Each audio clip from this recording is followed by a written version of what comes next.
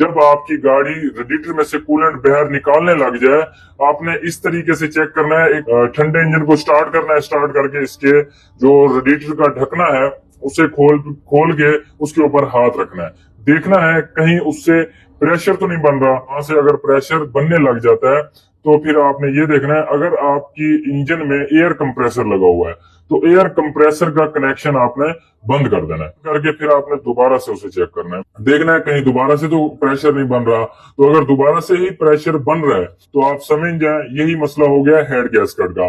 अब हेड गैसकट का भी मसला हो सकता है और उसके बाद हेड का भी मसला हो सकता है और सिलेंडर का भी मसला हो सकता है। हेड की तरफ से कहीं इंजेक्टर का बुश का तो मसला नहीं है, जो इंजेक्टर के नीचे बुश होता है उसकी वजह से भी ऐसा मसला हो जाता है कि रेडिएटर में से प्रेशर भी बनेगा और इंजन ऑयल में भी पानी जाएगा, कूलेंट जाएगा। तो कैसे पता चलेगा कि हेड का मसला है या हेड गैसकट का मसला है या फिर सिलेंडर का मसला है? देखें, अगर सिलेंडर का मसला हुआ ऊपर की साइड पे, तब तो यही कंडीशन होगी, पानी इसने बाहर फेंक देना है, रेडिएटर की तरफ से प्रेशर बनेगा।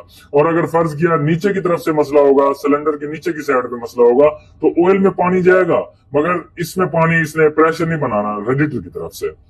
तो अगर हेड गैसकट का मसला होगा तो आप समझ जाए तब भी इसने पानी बाहर फेंकना है, क्योंकि उसकी वजह यह है कि हेड ऊपर होता है, हेड गैसकट भी ऊपर होता है, इस वजह से। तो इससे अलावा अगर फर्ज किया आपकी गाड़ी ठंडी जो है बिल्कुल ठीक रहती है, जैसे गर्म होती है तो पानी को बाहर फेंक देती है, उसकी वजह क्या है? देखें, अब यहाँ पे आपने ये देखना है कि कितना गर्म होके ये पानी बाहर फेंक रही है। अगर फर्ज किया 100 सेल्सियस या फिर 120 सेल्सियस पे ये पानी बाहर फेंक देती है तो फिर आप समझ जाए इंजन गर्म हो रहा है।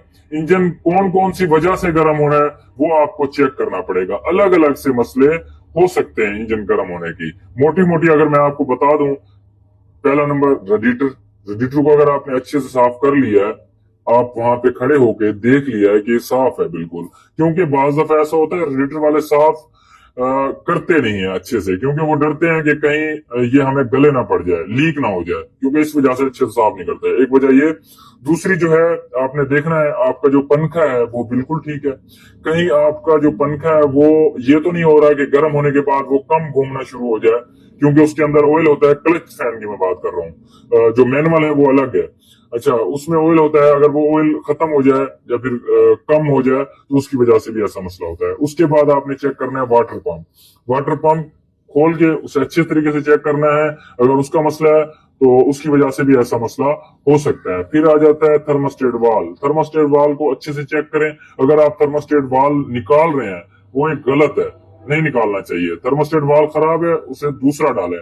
या फिर अगर आप बिल्कुल निकाल देते हैं तो थर्मोस्टेट वाल्व के नीचे जो होल होता है नीचे, तो उसको आपने बंद करना है ताकि पानी जो है वो पास ना हो, वाटर पंप में न चला जाए। उसके बाद आ जाता है आपका ऑयल।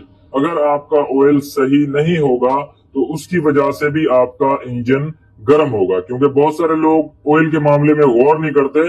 ऑयल जब 2 नंबर होता है तो उसकी वजह से गर्म होता है इंजन। क्यों गर्म होता है? उसकी वजह यह है कि उसमें चिकनाहट खत्म हो जाती है, तो आपस में जो पार्ट्स होते हैं वो घिसना शुरू हो जाते हैं, आपस में टच होते हैं। जब आपस में टच होंगे तो वो फिर गर्म होंगे, हीट होंगी। तो यही वजह कुछ हो जाती है।